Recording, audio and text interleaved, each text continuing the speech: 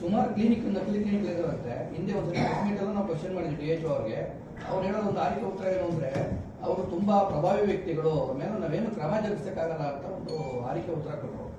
ಹೌದನ್ರಿ DHO ನಾವು ನಮ್ಮಲ್ಲಿ ಅಲ್ಲ ಯಾರು ಅದನ್ನ ನಾನು ಒಪ್ಪೋದಕ್ಕೆ ತಯಾರಿಲ್ಲ. In case if DHO has said that it is absolutely wrong.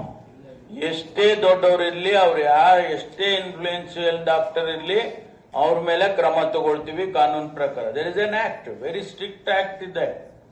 ಜನ ಪ್ರಾಣ ಕಳೆದ್ ಬಿಡಕ್ಕಲ್ಲ ಅವ್ರನ್ನ ಕುಂಡ್ರಿಸಿರೋದು.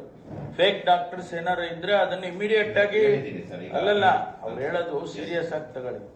ಒಂದು ವೇಳೆ ಆ ರೀತಿ ನಿಮ್ಗೆ ಗಮನಕ್ಕೆ ಬಂದಿದ್ರೆ ಅಥವಾ ಅವ್ರ ಗಮನಕ್ಕೆ ಬಂದಿದೆ ಅದನ್ನ ಕೇಳ್ಕೊಳ್ಳಿ ಯಾರು ಅಂತ. ಕಾನ್ಫಿಡೆನ್ಶಿಯಲ್ ಆಗಿ ನಿಮ್ಗೆ ಅವ್ರು ಹೇಳ್ಬೋದು. ಕೊಟ್ಟಿದ್ದಾರೆ ಸರ್. ಇದೇನ್ರಿ ತಾಲೂಕುಗಳಲ್ಲಿ ಎಲ್ಲರೂ ಕೂಡ ಆಕ್ಷನ್ ಆಗ್ತಾ ಇದೆ ಸರ್. ತಾಲೂಕು ಆಫೀಸರ್ಸ್ ನಮ್ಮಲ್ಲಿ ಈಗ ಆಲ್ರೆಡಿ 12 ಇದನ್ನು ಕೂಡ ಮುಚ್ಚಿದ್ದಾರೆ ಸರ್ ಎಲ್ಲ. ಮತ್ತೆ ಅಂತಲ್ಲಪ್ಪ, ಈಗ ಮುಚ್ಚೋದ ಪ್ರಶ್ನೆ ಅಲ್ಲ. ಯಾರು ಈಗ ಎಷ್ಟು ಜನ ಕೊಟ್ಟಿದ್ರಿ ಲಿಸ್ಟು? ಸರ್ ಈಗ ಆಕ್ಚುಲಿ ಇಲ್ಲ ನೀವೇ ಕೊಟ್ಟು ಒಪ್ಕೊಂಡಿದ್ದೀರಾ. ಎಷ್ಟಿದೆ ಇದಾರೆ ಅಂತ ನೀವೇ ಇದು ಹಗ್ಗ ಕೊಟ್ಟು ಕೈ ಕಟ್ಟಿಸ್ಕೊಂಡಿದ್ದೀರಾ. ಹೌದಾ? ಕೈ ಕಟ್ಟಿಸ್ಕೊಂಡ್ಬಿಟ್ಟಿದ್ದೀರಾ. ಈಗ ಕೈ ಬಿಡಿಸ್ಕೊಳ್ಳಿ.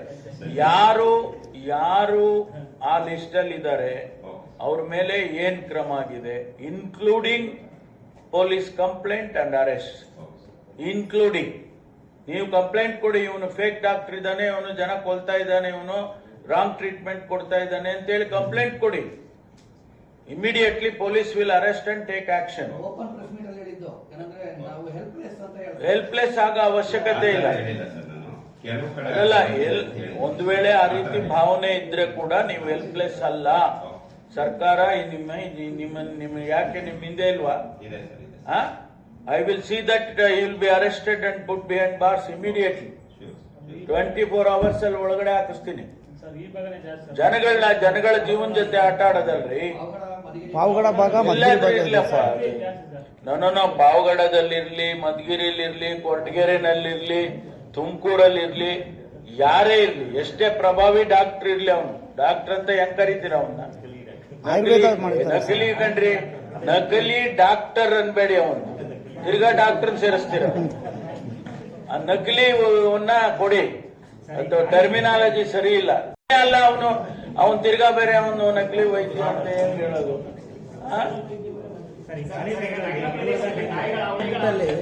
ನಾಯಿಗಳ ಬಳಿ ಜಾಸ್ತಿ ಇದೆ ಸರ್.